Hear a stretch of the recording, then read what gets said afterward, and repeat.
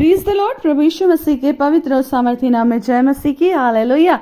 हम परमेश्वर का धन्यवाद करते हैं मेरे प्रियो की परमेश्वर ने हमें आज का दिन दिखाया। हम धन्यवाद करते हैं कि उसने हमें जिंदगी की जमीन पर जिंदा रखा। हम धन्यवाद करते हैं कि उसकी अद्भुत करुणा हम पर प्रतिदिन, प्रति भोर को, प्रति पल, प्रति क्षण प्रबल होती जाती है। उसकी दया के लिए, उसके प्रेम के लिए और उसके अद्भुत अद्भुत अनुग्रह के लिए हम परमेश्वर का धन्यवाद धन्यवाद धन्यवाद करते हैं। धन्यवाद के साथ हम परमेश्वर के वचन की ओर जाएंगे मेरे प्रियो। जैसा कि हम लोग कल हम उपवास के विषय में देख रहे थे कि क्या कारण है हमारे उपवास की प्रार्थनाएं सुनी नहीं जाती है और हमारे उपवास का फल क्या होता है ना। हमने कल परमेश्वर का वचन देखा, यशायाह नबी की पुस्तक उसका 58 अध्याय और उसका 4 पद, जहां पर इस तरह से लिखा हुआ है, सुनो तुम्हारे उपवास का फल यह होता है कि तुम आपस में लड़ते और झगड़ते और दुष्टता से घूंसे मारते हो। जैसा उपवास तुम आजकल रखते हो उससे तुम्हारी प्रार्थना ऊपर नहीं सुनाई देगी। हालेलुया। इसी के साथ हम आगे के वचन को देखेंगे। यशायाह 58 और उसका 5वां पद, परमेश्वर का वचन कहता है, जिस उपवास से मैं प्रसन्न होता हूं, अर्थात जिसमें मनुष्य स्वयं को दीन करे, क्या तुम इस प्रकार करते हो? क्या सिर को झाऊ की नहीं झुकाना, अपने नीचे टाट बिछाना और राख फैलाना ही को तुम उपवास और यहोवा के प्रसन्न करने का दिन कहते हो?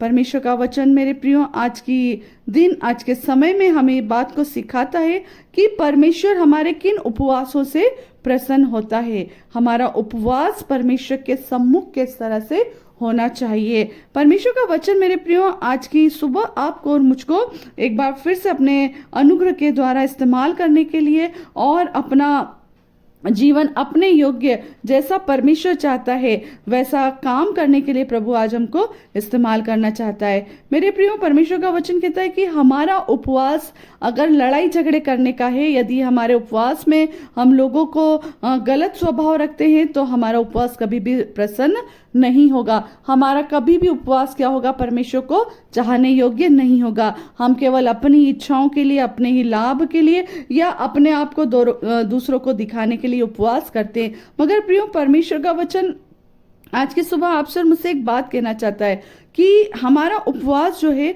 वो कैसा होना चाहिए। हमारा उपवास क्या होना चाहिए? दीनता से भरा होना चाहिए। हमारा उपवास कैसा होना चाहिए? नम्रता से भरा हुआ होना चाहिए। हमारा उपवास केवल रोटी को न खा करके भूखे रहने वाला उपवास नहीं, परंतु अपने आप को नम्र और दीन करके परमेश्वर के सम्मुख चलने वाला उपवास होना चाहिए। हालेलुया। तब परमेश्वर का वचन कहता है, बहुत सुंदर तरीके से लिखा है यशायाह 58 और उसके 8वें पद में, तब तेरा प्रकाश पौ फटने की नाई चमकेगा और तू शीघ्र चंगा हो जाएगा।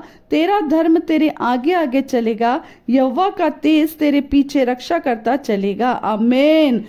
वह परमेश्वर जो हमको संभालता है वो कहता है, तब तेरा प्रकाश पौ फटने की नहीं चमकेगा। कब चमकेगा? जब आप और मैं अपने आप को परमेश्वर के सामने नम्र और दीन करेंगे, हम लोगों के सामने अपने आप को शून्य करेंगे, तब परमेश्वर आपको और मुझको उठाएगा, आपको और मुझको क्या करेगा? शाइन करेगा। हालेलुया। प्रभु कहता है, परमेश्वर का वचन कहता है, तो शीघ्र चंगा हो जाएगा। हमारे जीवन में जिन पीड़ाओं में हम पड़े हुए थे, जिन बीमारियों में हम पड़े हुए थे, और वो जरूरी नहीं कि वो बीमारियां सांसारिक रीति की बीमारियां, जो शरीर की बीमारियां, जी नहीं, हो सकता है कई बार ऐसी बीमारियां थी जो हमारे आत्मा में भरी पड़ी थी, जिसके कारण हम आत्मिक रूप से घायल थे। प्रभु का वचन कह रहा, तब तू शीघ्र चंगा हो जाएगा। तब परमेश्वर आपको और मुझको क्या करेगा?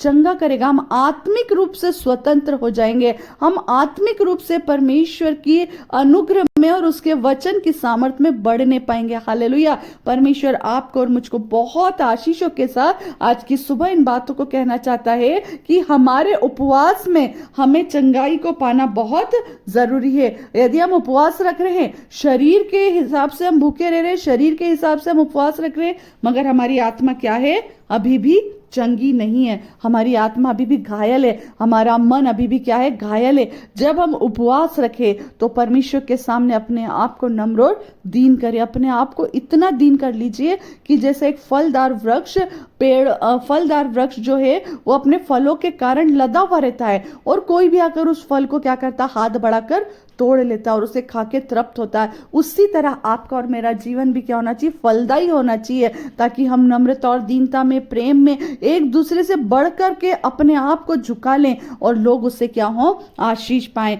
मेरे प्रियो, प्रभु आपको और मुझको चंगा करना चाहता, हर तरह से चंगा करना चाहता है। हमारे मन के घायलों, हमारे मन में यदि कितने भी घाव हैं, कई बार हम कहते हैं, लोग हमसे मुंह से ऊपर से बातें करते पर मन तो दुखी है। परमेश्वर आज आपके और मेरे मन को भी क्या करना चाहता है, चंगा करना चाहता है। प्रभु का वचन कह रहा है, तो शीघ्र चंगा हो जाएगा, तेरा धर्म तेरे आगे आगे चलेगा और यहोवा का तेज तेरे पीछे रक्षा करता चलेगा। हमारा धर्म क्या है, परमेश्वर पर विश्वास रखना। आमीन।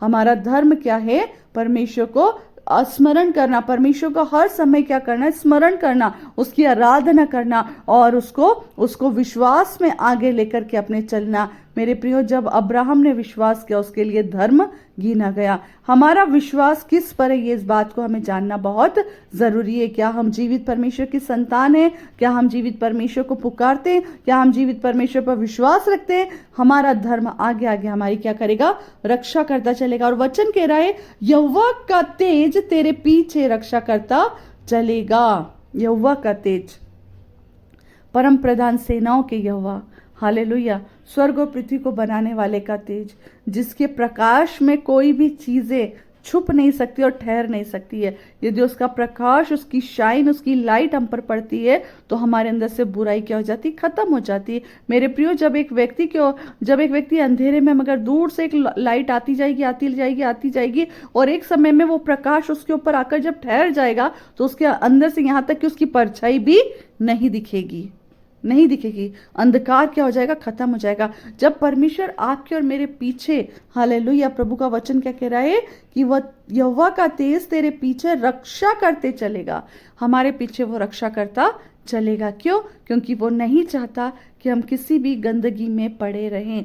वो रक्षा कर रहा है। आमीन। वो आपको और मुझको संभाल रहा है। हालेलुया। पर कब?